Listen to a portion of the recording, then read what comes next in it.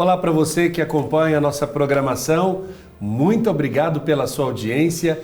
Estamos aqui em mais um programa Conhecimento da Fé, entrando aí na sua casa, onde quer que você esteja, no seu trabalho, para juntos aprofundarmos a nossa catequese bíblica. Conhecimento da Fé é esse convite que nós fazemos a você para ter uma intimidade ainda maior com a Palavra de Deus. E nesse momento em que nós estamos vivendo essa experiência bonita com a Palavra, estamos com os nossos olhos voltados para o Evangelho de Mateus. E hoje nós vamos falar de um aspecto muito importante neste Evangelho, que é a perspectiva do reino. Antes de entrarmos nesse tema, de apresentarmos o nosso convidado, eu convido você a rezar, a colocar-se na presença de Deus e a pedir a força do Espírito Santo sobre você e sobre a sua família. Pai eterno, envia o teu Espírito Santo para que eu compreenda e acolha a tua santa palavra, que eu te conheça e te faça conhecer, que eu te ame e te faça amar, te sirva e te faça servir, te louve e te faça ser louvado por todas as criaturas. Que todos nós possamos perseverar na graça e consigamos conquistar a vida eterna. Dai-nos, Senhor, mais amor à Tua palavra. Amém. E você sabe que cada texto do Evangelho presente na Bíblia traz para nós, além da Boa Nova, uma perspectiva diferente da passagem de Jesus Cristo pelo mundo. Lucas, João, Marcos e Mateus relatam, cada uma à sua maneira, a grande sabedoria e o infinito amor do Redentor pela humanidade. Eu quero apresentar aqui o nosso convidado. Hoje nós temos a oportunidade de receber o professor Guto Josman, ele que é historiador e mestre em ciências da religião. Professor Guto, bem-vindo, muito obrigado por atender ao nosso convite. Eu que agradeço, Padre Huerto, muito bom estar aqui com vocês e poder colaborar de alguma forma aí com essa reflexão aí sobre o Evangelho de Mateus. Professor Guto, na Palavra de Deus, no Evangelho de Mateus, no capítulo 4, versículo 23 e 24, diz o seguinte nesta perícope: Jesus percorria toda a Galileia, ensinando nas sinagogas, proclamando a boa notícia do reino e curando todo tipo de enfermidades e doenças entre o povo. Sua fama se espalhou por toda a Síria, de modo que lhe traziam todos os que padeciam diversas enfermidades ou tinham doenças, endemoniados, lunáticos, paralíticos, ele os curou. Falar do reino e do reino de Deus em Mateus, antes, eu acho que a gente precisa fazer aqui um discernimento, né? Um recorte. Quando falamos a palavra reino, a ilustração que vem à nossa mente talvez seja confusa, porque olhamos para aquilo que a sociedade atual conceitua como reino. O reino, aos olhos, digamos, da sociedade, é um modelo de governo, de conquistas de posses, de dominação, de uma família ou de um soberano sobre um determinado espaço. Eu queria que o senhor pudesse fazer um contraponto do recorte religioso ou do recorte bíblico. O que a gente pode entender como reino e o que existe entre comum e, digamos, antagônico com esse conceito que a gente traz do dia a dia? Muito boa pergunta, Padre Huerto. Um ponto importante que nós temos que entender é essa palavra reino, dentro do Evangelho de Mateus, a palavra basileia, né, o reino. E a gente tem que tomar muito cuidado justamente com isso, porque quando fala reino, a gente pensa na materialização de um governo. Governo que nós sabemos que ao longo da história foram governos de exploração, governos de injustiça. Aqui no texto de Mateus, principalmente, a ideia do reino ela está baseada numa ideia do reinar de Deus. Então, a primeira coisa que nós temos que visualizar em Mateus é o que é esse reinar de Deus, o que ele propõe em relação a isso. E aqui eu quero já também fazer uma distinção muito clara em Mateus. O Mateus não fala reino de Deus, ele utiliza o termo reino dos céus. Mateus é judeu e como judeus nós sabemos que existe aí uma barreira no se dizer o nome de Deus. Então ele prefere a palavra reino dos céus. E o reino dos céus em Mateus, né, que é esse reino de Deus que nós sabemos, o reinar de Deus, ele está baseado principalmente na noção de justiça. A gente pode até dizer que, juntamente com o reino, o tema que mais aparece em Mateus é a ideia de justiça. Então nós vamos aqui ao longo dessa conversa ir tentando contextualizar a comunidade que escreve esse texto, por que essa preocupação com o reino, por que essa preocupação com a justiça. A gente até brinca muito que o Pai Nosso, que nós rezamos cotidianamente, o Pai Nosso é fruto dessa comunidade que foi explorada, dessa comunidade que vivia na injustiça pós queda de Jerusalém pelo Império Romano. Então nós vamos ter que entender um pouquinho como que essa comunidade começa a escrever esses textos e qual que é a perspectiva dessa comunidade. É um texto de muita esperança, nós vamos trabalhar aqui isso com vocês. O reino traz essas duas ligações, justiça e esperança. E quando a gente fala do conceito de realeza, ele não estava tão distante, digamos, da perspectiva ali da convivência dos povos. Porque o povo ao qual Jesus pregou, onde ele transitou, tinham povos vizinhos que faziam também a experiência de realeza pagã, por assim dizer, né? Tínhamos os reinos limítrofes que até influenciam, se a gente for olhar na perspectiva do Antigo Testamento, esse mesmo povo de Israel a pedir um rei. Se a gente pudesse fazer um olhar sobre o retrovisor da história bíblica, a gente pode compreender por que esse povo pede, diante daquela diferença que tem entre os pagãos, para ter um rei reinando sobre ele. Quando a gente volta para a história de Israel, nós temos que perceber que Israel sempre foi, antes de Salomão, antes de Davi, primeiro antes de Davi, depois Salomão, e antes ainda Saul, Israel ele vivia através daquilo que nós conhecemos como as 12 tribos. Então era governada aí por partes dessas tribos, e só que Israel sempre, pelo seu tamanho, pela sua questão geográfica, Israel sempre foi vista como um reino a ser conquistado e não conquistar. Na leitura judaica da época, isso se devia ao fato de não ter um rei. Então Israel começa a cobrar isso. E é engraçado aqui, Padre Wellington, que a gente percebe isso até nos próprios textos bíblicos. Quando a gente lê a história de José do Egito, na verdade, é uma novela. Mais do que história, é uma novela. Uma novela em que a monarquia, José, sobressai sobre os outros 12, ou 11, né, nos irmãos, que seria aí as tribos. Então, ou seja, dentro de um contexto de que a comunidade percebia a pequenez de Israel frente a esses modelos de monarquia que você falou, Israel buscou nesses outros reinos naquela época, Egito principalmente, depois aí também os reinos do Oriente, buscou esse modelo de governabilidade.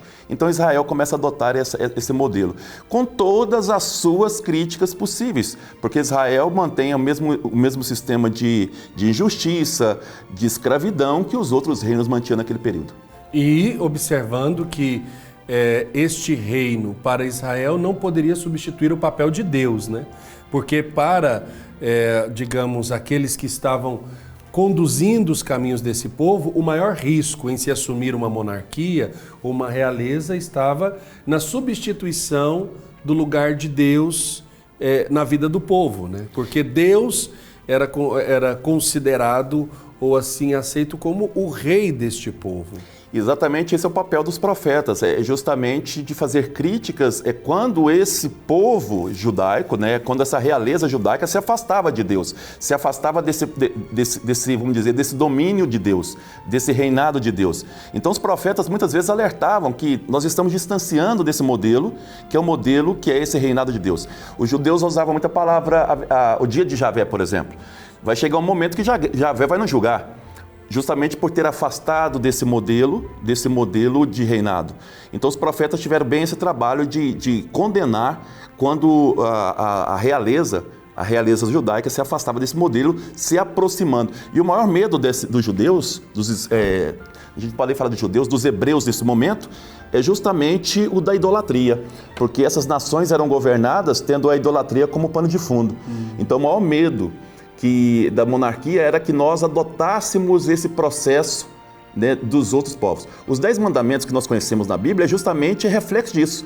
Nós não queremos ser como o Egito era. Então cada ponto, amarás o Senhor teu Deus, então não os deuses. Cada ponto dos 10 mandamentos é justamente um olhar sobre o Egito e falar, nós não queremos ser como eles, nós queremos ser diferente. O texto é posterior, olhando para o passado.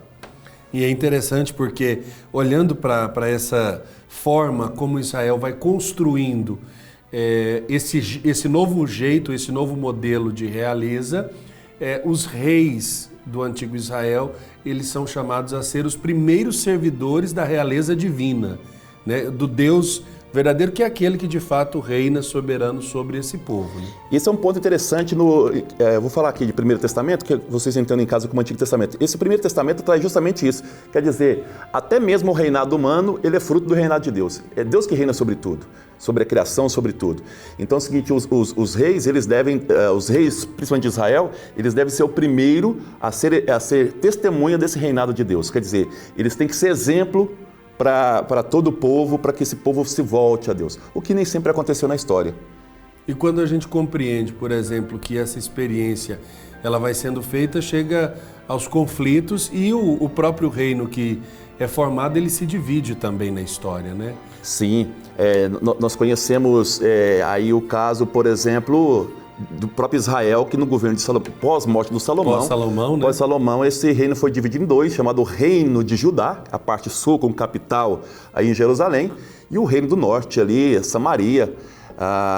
Essa divisão, interessante que essa divisão é justamente segundo as 10 tribos do norte, a infidelidade de Salomão frente a esse reinado de Deus. E a corrupção, a exploração trazida por Salomão. Então eles se dividem e 2 tribos, que aí nós conhecemos como a de Benjamim e a de Judá, vão ser fiéis e vão formar o futuro povo judeu depois do exílio da Babilônia. Isso é interessante, o povo judeu não existe antes do exílio da Babilônia. Ele será formado por esses 2 grupos, né? A tribo de Judá e a tribo de Benjamim vão se unir numa só, formando o povo judeu da tribo de Judá. Olha que interessante isso. Até para a gente entender esse pano de fundo, para compreender o motivo pelo qual Mateus entra nesse tema e fundamenta o seu texto sobre o reino dos céus. Quando você fala, por exemplo, das raízes, né, da comunidade de Mateus, nós precisamos lembrar que eles não pronunciavam o nome de Deus de forma corriqueira, por uma relação fundamental com o Decálogo. Exato. Que o nome de Deus, não tomarás o nome de Deus em vão. O nome de Deus sempre foi sagrado. Os judeus, eles davam adjetivos a Deus, Adonai, o Senhor, né, o Senhor da guerra, mas evitava a palavra Deus. E Mateus, como está escrevendo para uma comunidade judaico-cristã, isso é importante.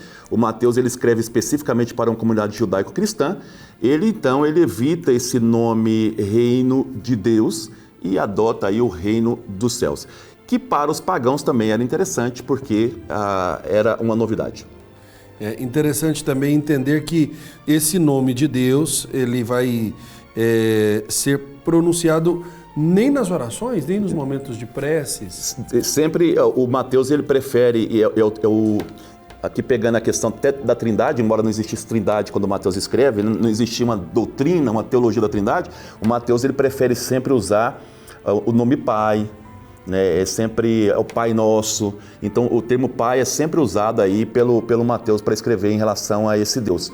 Mas o nome Deus mesmo não é utilizado, porque, imagina só, Padre Wellington, se você está com um grupo de judeus, e você quer escrever para esse grupo e afronta esse grupo justamente naquilo que eles têm de mais sagrado, que é a divindade, sim. Eles não aceitariam aquele escrito. É interessantíssimo isso, até para entender o motivo pelo qual Mateus fala de reino dos céus. Dos céus, né? Reino dos céus.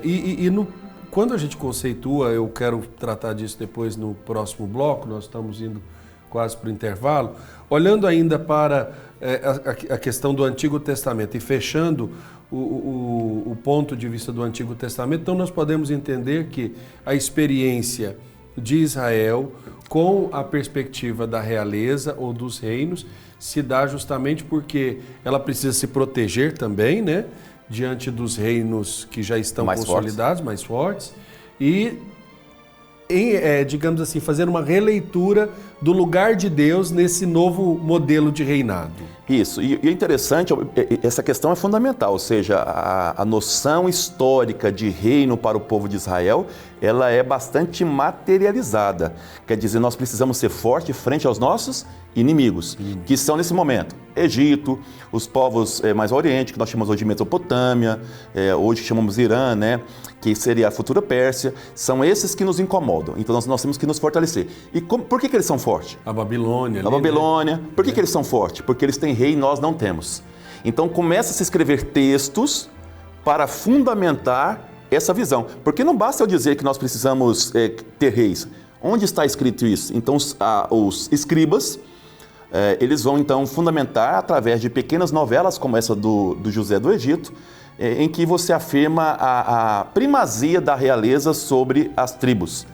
Só que isso vai gerar, como você bem lembrou, a divisão, nem todos vão aceitar essa questão de forma tranquila.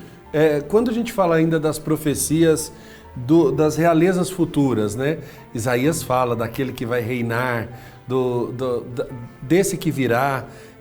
Quando nós olhamos para esse horizonte, podemos esperar então uma perspectiva de esperança para esse reino futuro, ou esses reinos que virão?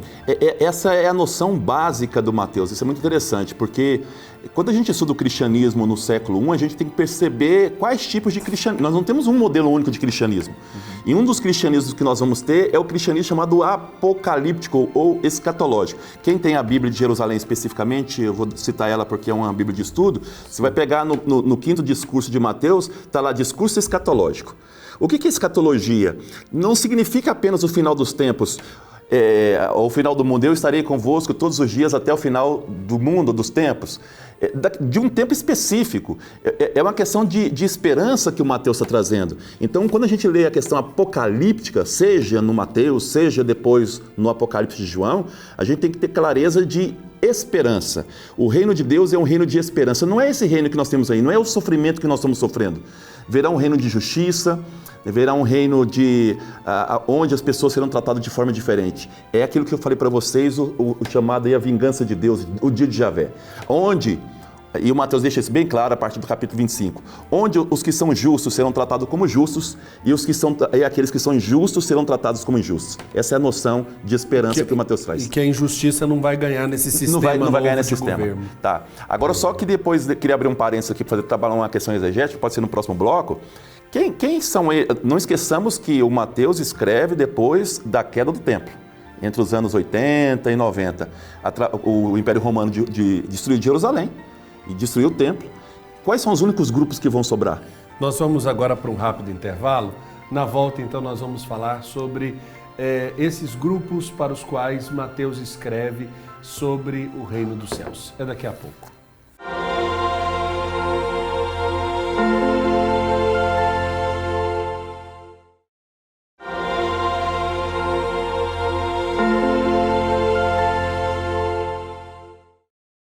Conhecimento da Fé está de volta. Muito obrigado pela sua companhia nesse programa, onde nós aprofundamos a nossa catequese bíblica, a nossa aproximação com a Palavra de Deus. E hoje estamos falando sobre o tema do reino no Evangelho de Mateus. Está conosco o professor Guto Josman, ele que é historiador e mestre em ciências da religião. Professor Guto, nós fomos para o intervalo e o senhor lançou pontos bem objetivos para a nossa reflexão sobre os grupos que sobram, né, após ali a destruição do Templo de Jerusalém, para os quais Mateus escreve. Que grupos são esses? No ano 70, Jerusalém foi destruída pelo Império Romano e a partir de então, de todas aquelas seitas que nós conhecíamos como saduceus, fariseus, zelotas, essênios, e também agora surgindo um novo grupo que o Atos dos Apóstolos chama como o Caminho, são os cristãos. Só dois grupos vão, de fato, existir. Dois grupos de judeus vão existir. Um desses grupos são os fariseus, eles continuam existindo. E o segundo grupo é o dos cristãos. Só que os judeus, chega um momento em que os rabinos já não aceitam mais que se pregue sobre Jesus de Nazaré. Então, aqueles que são cristãos começam a perguntar, quer dizer que eu vou deixar de ser judeu se eu seguir Jesus? O Evangelho de Mateus é justamente para dizer não. Nós podemos ser judeus e continuar sendo cristãos. Então, muitos desses grupos foram para a Síria. Quando você começou hoje o nosso programa, você leu assim que a fama de Jesus chegou até a Síria. Por quê? Até a Síria. Porque foi na Síria que esse evangelho foi escrito. Então, foi na Síria que ele foi escrito. Nós não sabemos se foi em Antioquia da Síria, é uma das possibilidades, ou se foi no sul da Síria. Por quê?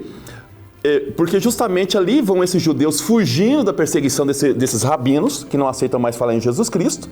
E aí o Mateus quer dizer para eles o seguinte: nós podemos continuar sendo fiéis ao judaísmo e ao seguimento de Jesus Cristo, porque Jesus veio cumprir as Escrituras. Por isso, Padre Wellington e querido telespectador, o Mateus fala tanto do Antigo Testamento. Ele quer dizer que em Jesus se cumpre tudo aquilo que já havia predito o Antigo Testamento. Quer dizer, ser fiel a Jesus não impossibilita eu ser judeu. Não está fazendo uma ruptura. Uma ruptura. É isso que o Mateus quer dizer. Tem uma continuidade, Jesus continua, ou ele planifica esta lei que nós recebemos dos nossos pais. Exatamente. E quando, por exemplo, você pega o capítulo 2, lá, depois a gente vai ter mais tempo aqui, no capítulo 2 lá de Mateus, quando ele escreve sobre o nascimento de Jesus, ele quer dizer exatamente isso. Jesus é o novo Moisés, em todos os traços ali. Quer dizer, Jesus não é contrário à lei. Ele não veio revogar a lei. Ele veio dar sentido, cumprimento à lei. O Mateus fala isso várias vezes. Então, ou seja, o Mateus está escrevendo para esse grupo de judeus cristãos que agora está na Síria para fortalecer duas identidades. Você continua sendo judeu, mas você é cristão. E não adianta fazer negociata, nós somos cristãos. E se você for fazer negociata, não é bem-vindo. O Mateus usa até no discurso da missão, no capítulo 10, ele fala o seguinte: se você não for bem aceito numa casa, o que você faz? Até o pó você deixa lá. Então, até o pó do judaísmo você deixa para trás. Você tem que ser aceito nessa casa. É interessante isso, porque quando Mateus se atenta para essa realidade, ao olhar para trás, digamos, para a antiga aliança, para as promessas feitas pelos profetas ainda do Primeiro Testamento, qual é o motivo que leva ele a consolidar o cumprimento dessas promessas em Jesus? Porque nós sabemos que ele vem desse grupo judaico, ele compreende a sua relação com a tradição judaica, mas ele se esforça também por trazer Jesus para as motivações da continuidade dessa vida, né? Essa resposta ela está vinculada à anterior. Por quê? Porque para ser judeu, o que era necessário? A primeira questão é ser obediente à lei. Esse é o ponto básico. Participar da sinagoga, né? Ou no caso de Jerusalém, no templo. Então, seja, agora eu que sou judeu, eu não tenho mais o templo, está destruído. Não posso participar da sinagoga, fui expulso dela. Então, como eu vou ser fiel ao judaísmo? Eu sou judeu cristão, na pessoa de Jesus. Então, Jesus, ele vem substituir, tá? Ou, não é nem a palavra substituir, ele vem dar sentido a essa lei. Ele é mais importante do que essa lei. Ele é a própria lei. Então, seja, Jesus ele vai entrar nessa questão como cumprimento de tudo que foi escrito antes. Então, agora, nós continuamos sendo judeu de uma forma mais intensa do que vocês eram. Vocês eram fiéis à lei. Nós somos fiéis ao autor da lei. Então, seja, é interessante que sem Jesus, todo o discurso de Mateus seria esvaziado. Porque é em Jesus que agora eu continuo não só sendo judeu, mas um judeu diferenciado. Ou seja, Jesus ele é o Senhor da lei. E aqui entra a questão, depois não falar do reino, entra nessa questão aí também. Tá? Então, Jesus ele é o fundamento de toda a lei, de toda a história, de todo o domínio, de todo o reinado. E quando a gente observa, por exemplo, que Mateus começa trazendo a genealogia, né? Justamente para dizer que ele vem de uma linhagem cuja promessa já esperava ali digamos, um herdeiro.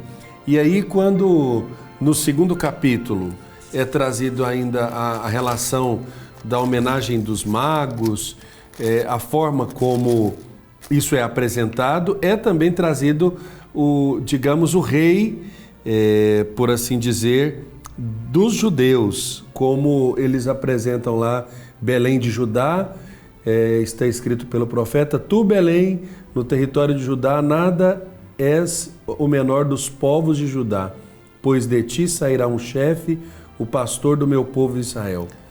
Compreender isso é compreender também que a Jesus já é aplicado este título que, digamos, lhe é reivindicado no questionamento: onde está o rei dos judeus, né?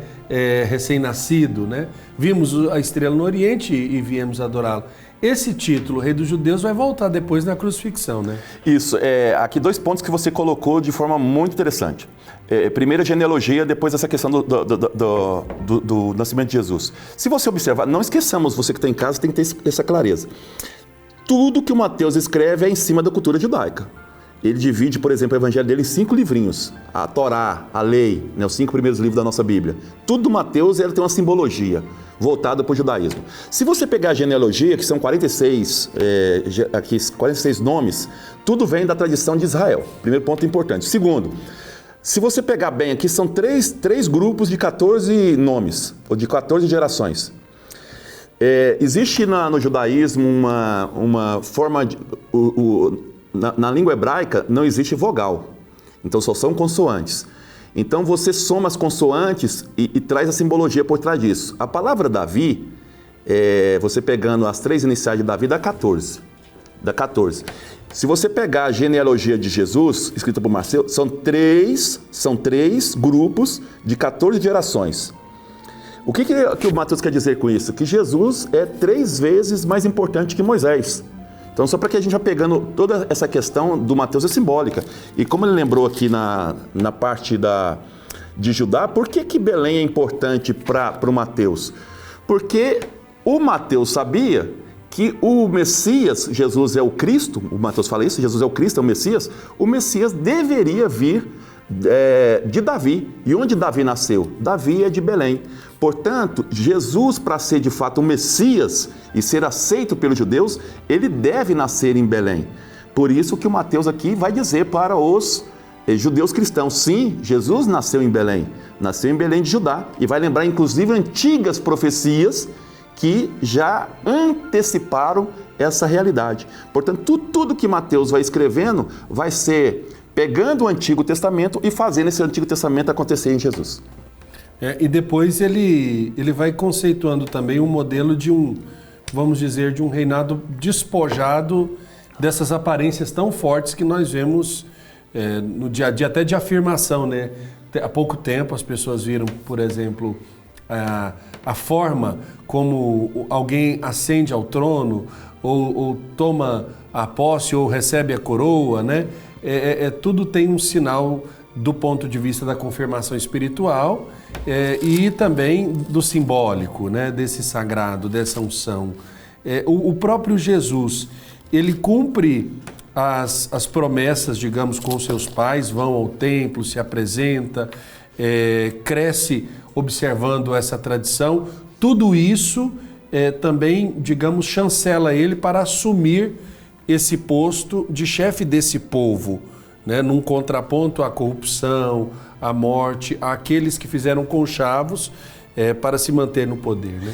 Exatamente, porque se o Mateus trata Jesus como o Messias, como o Cristo, daí ele trata Jesus como o Cristo. Se esse Messias ele vem de uma tradição judaica, essa tradição judaica diz que ele tem que vir de Davi. Portanto, esse Messias tem que cumprir tudo aquilo que um povo espera dele. O que um povo judeu espera do seu Messias? Que ele cumpra toda a lei, que ele seja fiel à cultura judaica. E o Mateus está dizendo exatamente isso. Quando você colocou que ele vai ao templo, que ele faz toda essa tradição religiosa esperada de um judeu, o Mateus está dizendo: Jesus não aboliu nada daquilo que a nossa gente defendia no passado. Jesus, ao contrário, ele cumpre tudo isso. O que o Mateus está dizendo é que Jesus é muito fiel ao judaísmo. Ele é muito fiel ao judaísmo. Só qual é a diferença? Você falou do Moisés. Qual é a diferença? Jesus, ele dá pleno sentido a essa tradição. Ele clarifica essa tradição. Muito mais do que nós entendemos até hoje. O Moisés, ele estabeleceu essas regras. Jesus, ele é o intérprete máximo dessa lei. Então, é ele que entende melhor essa lei do que qualquer ser humano. É isso que o Mateus está dizendo. Então, se nós temos uma referência de interpretação das leis, essa pessoa é o próprio Filho de Deus, né? É aí Jesus Cristo. E quando a gente fala do Evangelho de Mateus, quando as pessoas dizem do Evangelho do Reino, justamente essa forma de categorizar o Evangelho de Mateus como o Evangelho do Reino é o cumprimento daquele reino já profetizado no Antigo Testamento? Porque quando a gente fala reino dos céus, as pessoas imaginam muito do ponto de vista do futuro, né? Do que ainda vai vir. E se a gente for entender esse reino que o judeu espera, ele não espera só no futuro do ponto de vista espiritual, mas ele espera já sentir as diferenças, as injustiças acabarem aqui nesta terra, né? Deus fazendo justiça aqui também. Exatamente. Essa sua fala, ela é fantástica. Por quê? Porque os judeus, eles não, fora o grupo dos fariseus, eles não têm essa noção de um reino posterior. Se eu sou um judeu, eu morria, para onde que eu ia? Eu ia para um lugar chamado Sheol. Isso é muito claro naquela visão do Abraão com um pobre que fica do outro lado. Sim. Né? Quer dizer, dois reinos separados por vamos dizer, um buraco, né, enorme. Era essa visão, não existia um vão, não existia essa visão de um reino como a gente tem dos céus. Essa é uma construção histórica. Então, quando se fala de esperança, que nós falamos aí no início do nosso programa, a esperança é que a justiça comece agora. Quer dizer, os injustiçados, que eles recebam a justiça agora. Quem é que vai sofrendo ficar aguardando o futuro? O Mateus está pregando uma esperança agora. Então, esse reino dos céus, e Jesus é um judeu, não esqueçamos disso, Jesus tem essa noção de que a justiça ela vai acontecer agora. Aí vem a pergunta, como? Como Mateus está escrevendo para a igreja que está nascendo, ele quer dizer que cada um de nós somos, então, essa justiça de Deus. Que cada um de nós somos essa misericórdia de Deus. Quando você pega, por exemplo, o capítulo 18, né, que é justamente o discurso sobre a igreja, o Mateus ele começa a dar, então, já as dicas desse reino, né, as características desse reino. E que características são essas? Isso, então você pegando já o capítulo 18, você vai percebendo isso aí. Primeiro, quem é o maior do reino? É o menor, então, ou seja, é aquele que serve. Então, já começa o Mateus dizendo que no reino é o contrário daquele dos reinos humanos, em que o maior é o maior mesmo, é o que governa, é o que manda, é o que oprime. No reino de Deus, dos céus, Mateus, é o menor que é o maior. Quem é o maior? O maior é aquele que serve, tá? E aí ele fala o exemplo da criança que coloca no meio. Por que criança? Porque a criança na época de Jesus ela era excluída. Lembra lá do Evangelho? Lá alimentou 5.000 homens, sem contar mulheres e crianças. Porque mulheres e crianças não contam, são excluídas. Então Jesus coloca a criança para dizer, o menor do reino, esse é o maior no reino de Deus. Outra característica que vai dizer, o reino de Deus é aquele que não esquece de ninguém, a ovelha desgarrada, você deixa tudo por ela. Então é o seguinte, nesse mundo que nós vivemos aí da exclusão, será que a gente vai atrás dessas ovelhas desgarradas? Essa é a pergunta. Isso aqui é para a igreja. Quer dizer, o Mateus está orientando essa igreja. A correção fraterna, né? Quer dizer, o reino dos céus é aquele que você corrige para que o irmão não erre. E ele é falando de cada questão. Né? E nas bem-aventuranças ele fala isso. Exato. Né? Bem-aventurados, porque deles é o reino dos céus. Né? O pobre em espírito. A gente acha que pobre em espírito é humilde. Não. O que dá vida? É o espírito. Isso. Pobre em espírito quer dizer que ele já não tem nem espírito mais, não tem mais vida. É aquele que passa fome, é aquele que é excluído. Então esse é o reino dos céus, o menor. Tá? Então espírito, para quem estuda aí a pneumática na teologia, espírito é o que dá vida. O pobre em espírito é aquele que não tem mais nenhum espírito de vida. Já foi tirado tudo dele. É dele o reino dos céus. É aquele que promove a paz. E essa é outra característica do reino. A paz, nós temos que ser anunciadores da paz. Mas como é que se faz a paz? É pelas armas, como a gente viu aí recentemente? Não. A paz, ela é, como dizia o Paulo VI, a paz ela é fruto da justiça. Sem justiça não tem paz. Tá? Então são as características que vai trazendo. Então o Mateus ele vai estabelecendo essa ideia. O Pai Nosso ele é, vamos dizer assim, o arquétipo do reino dos céus. Dar pão àqueles que têm fome, perdoar, mas eu preciso perdoar primeiro para receber o perdão de Deus. Tá? Então você vai estabelecendo a justiça que está bem presente nessa questão do Pai Nosso. Isso é muito interessante na questão do Mateus. E quando a gente olha para essa experiência do reino dos céus, por que recorrer a eu volto a insistir nisso para poder esclarecer melhor, por que insistir nessa terminologia de reino dos céus, enquanto nós esperamos, digamos, na nossa experiência de fé, na atualidade, quando você fala de reino dos céus, é uma coisa para a vida eterna, para o futuro. E esse reino dos céus aqui difere, então, dessa perspectiva que nós temos na atualidade, né? Sim, e eu assim, penso, Padre Wellington, né, nas comunidades que a gente frequenta, existe um equívoco muito grande das pessoas.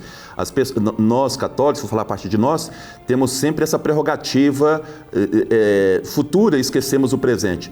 Papa João Paulo II tem um texto belíssimo, por exemplo, sobre o sofrimento como caminho para a ressurreição que passa pela cruz.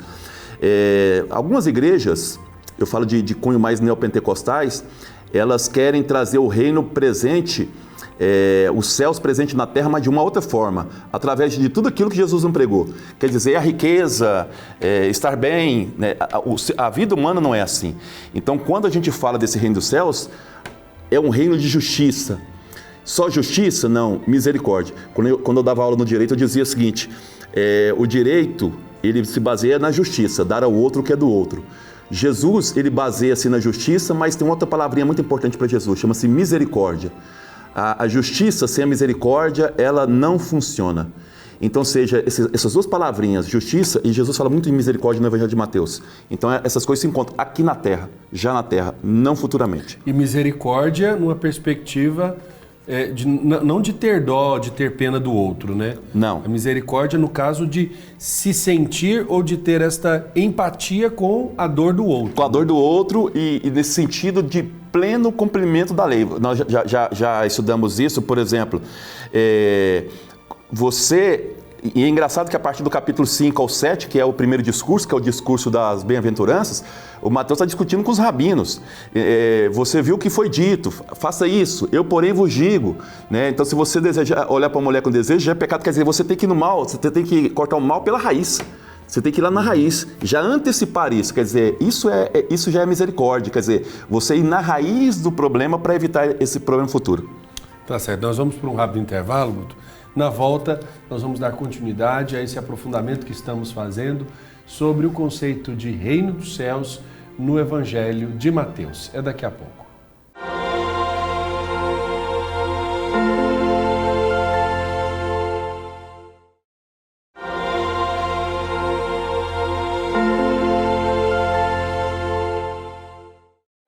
Estamos de volta com o terceiro bloco do nosso Conhecimento da Fé, que hoje aborda o tema do Reino dos Céus no Evangelho de Mateus.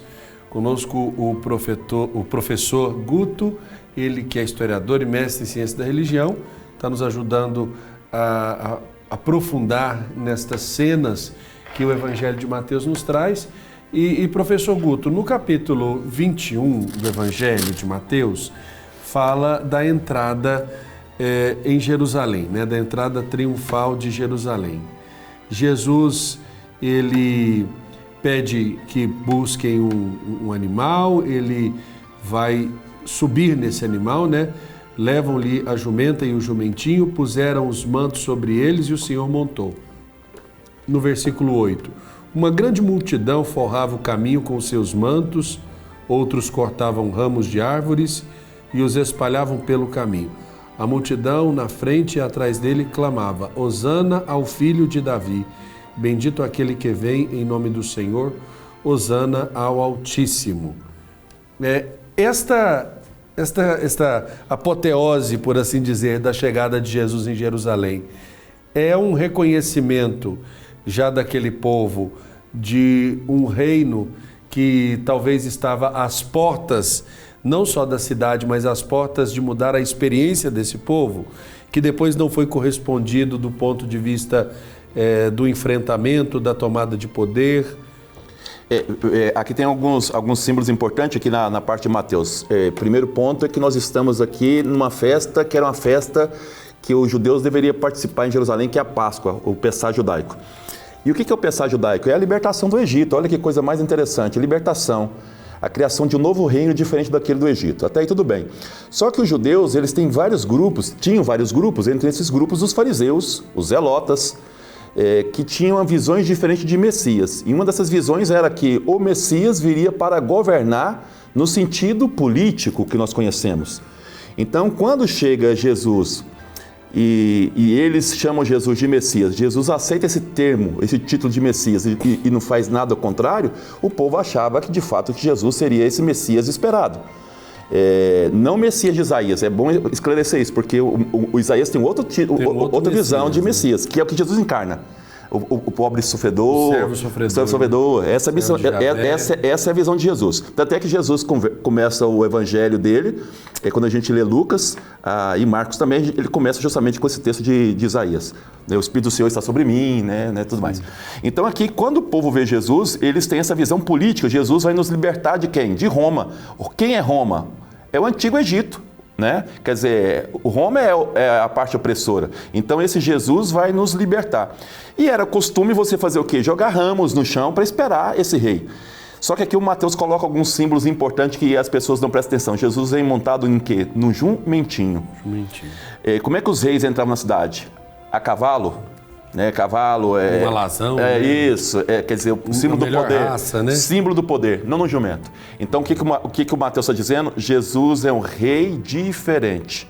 Jesus não é esse rei que veio oprimir. Tá? Tanto é que Jesus não aceita esse teatro todo e depois, qual que é o próximo episódio que acontece? Jesus com um chicote na mão, já limpando o templo da corrupção que estava ali dentro. Quer dizer, eu não sou esse Messias que vem reinar do jeito que vocês querem. Que faz esses conchavos. Né? Que aceita esse comércio aqui. As injustiças, eu sou diferente. Só que eu sempre digo, para quem faz curso de Bíblia com a gente, eu sempre digo o seguinte, nem mesmo os apóstolos tinham clareza de quem Jesus era. A conversão dos apóstolos a esse Jesus que nós estamos lendo agora é pós-morte de Jesus. E nós chamamos isso de Pentecostes. Pentecostes é justamente essa conversão a esse Jesus, de fato, que nós hoje adoramos e seguimos. Não esse Jesus que eles imaginavam que ia ser aí um chefe guerreiro. Usaram o expediente legal, né? Estamos na Páscoa, vamos aproveitar que a cidade está cheia de judeu, vamos para cima dos romanos. E tentaram usar Jesus como bode expiatório, Jesus espertamente não aceitou esse papel de bode expiatório, e Jesus faz o contrário, começa a expulsar aquele. Eu sou um reino que sigo a vontade de Deus o tempo. Você observou aí quando você lê, você citou várias vezes, dito pelo profeta, e embaixo, de novo, cita também textos bíblicos. Quer dizer, o Mateus faz acontecer em Jesus tudo aquilo que estava no Antigo Testamento. Para dizer para aqueles judeus cristãos, ser cristão e ser judeu não tem nada de errado. A gente pode ser as duas coisas juntas. Não se contrapõe, Não se contrapõe. Quando a gente olha, por exemplo, para esses sinais do reino dos céus, quais são esses sinais que a gente pode, digamos, tirar do evangelho aí de Mateus para entender como as pessoas podem identificar, né?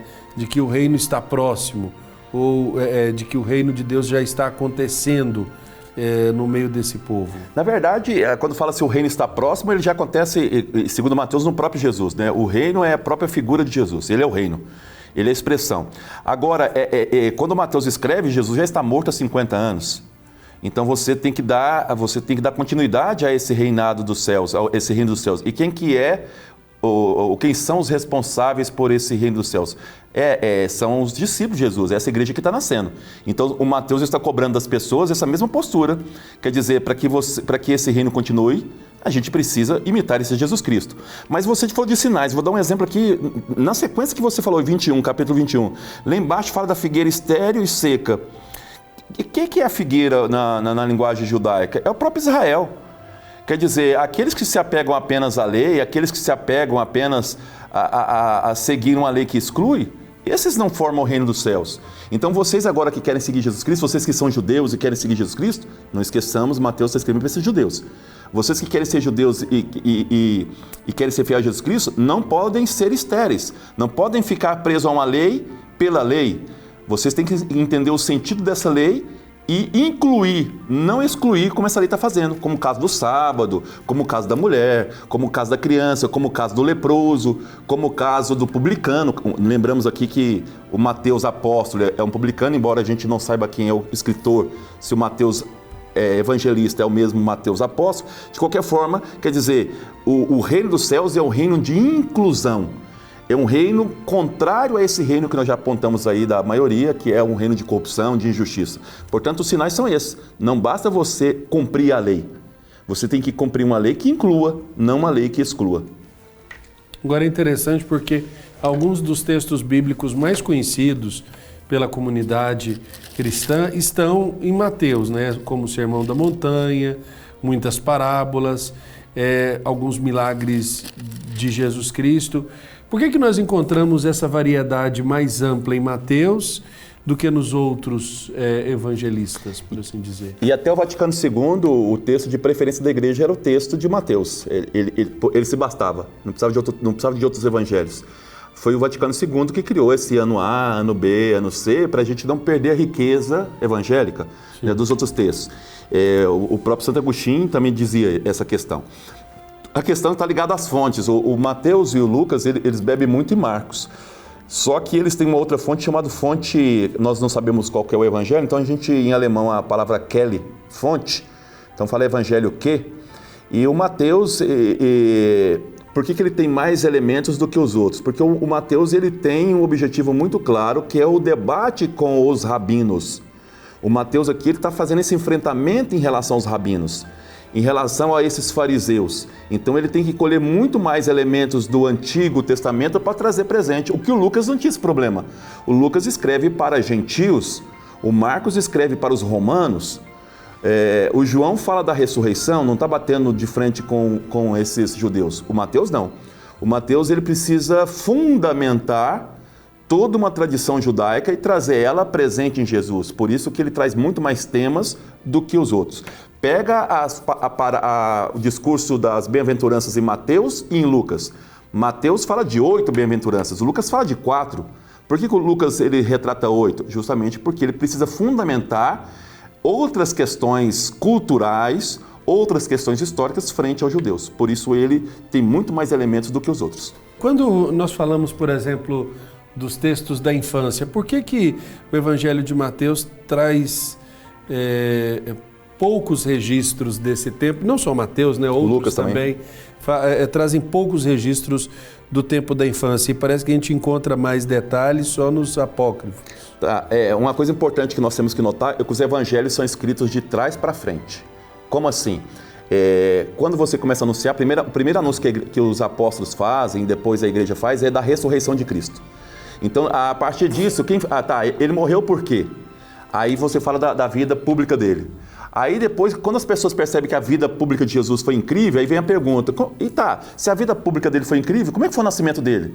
E só 2 evangelistas se preocuparam com isso, que foi Mateus e Lucas. Cada um com objetivo. Você que está em casa, não leia os evangelhos literalmente, eles têm mensagem por trás. O Lucas, quando escreve o evangelho do nascimento, ele quer falar que Jesus se manifesta primeiro aos excluídos, aos pastores. Os pastores eram considerados excluídos porque roubavam as ovelhas dos outros. Por isso que Jesus fala, eu sou o bom pastor. Já o Mateus, ao escrever sobre o nascimento de Jesus, por que ele não dá muitos acréscimos? Porque ele só quer falar uma coisa, Jesus é o novo Moisés. Quer um exemplo? Jesus, ele recebe 3 presentes lá dos magos. O incenso, o ouro e mirra. O ouro, Jesus, para o Mateus, ele é rei. Só rei recebe ouro. Sim. O incenso, Jesus é Deus. Só Deus recebe incenso. E para o Mateus, Jesus é humano, porque a mirra é aquilo que se passava no corpo das pessoas que morriam. Então, para Mateus, Jesus ele é humano, é Deus e ao mesmo tempo é rei. Então, são simbólicos. E para onde Jesus foge? Jesus e a família dele para o Egito. Por que o Egito? Porque tudo começou no Egito com Moisés. Tá? Então, Jesus vai para o Egito. E ali, então, depois ele volta para a Terra Santa, como fez o Moisés. Então, para Mateus, Jesus é o novo Moisés. Os textos trazem mensagem. Eu sempre digo para os meus alunos o seguinte, Padre Wellington, não leiam a Bíblia como livro de história, leia como livro de teologia, mensagens que estão por trás. E por isso que eu falo, não adianta simplesmente ler sem fazer um bom curso bíblico, e aqui o programa eu parabenizo vocês, porque é justamente esses programas que vão trazendo as chaves de leituras possíveis para você entender.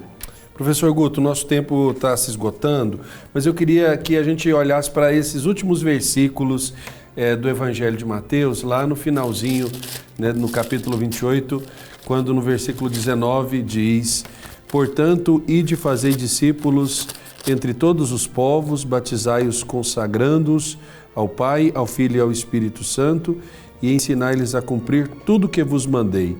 Eu estarei convosco sempre, até o fim do mundo. Essa mensagem, poderíamos dizer, é a chave que finaliza o texto do Evangelho, mas também é a chave que abre para um horizonte muito amplo, vastíssimo, do ponto de vista da atuação apostólica da comunidade? Sim, e aqui um dado interessante, não sei se você observou aí, nós sempre falamos aqui que o Mateus está pregando para judeu, para judeu, para judeu. Sim. E depois, todos, ele já muda depois no final. Então, há uma mudança de perspectiva do próprio Mateus. Por isso que eu falo que são 5 livrinhos escritos ao longo do tempo. Não foi o Mateus sentou e falou assim, vou escrever o Evangelho. Quer dizer, aqui já é uma... Primeiro você tem que ir para a casa de Israel, está lá no início. Agora aqui é para todos, porque o Mateus não está escrevendo apenas só para os judeus cristãos. Existem gentios cristãos na comunidade também. Então, você tem que fazer discípulos todos. E é engraçado que aqui nós temos a primeira, vamos dizer assim...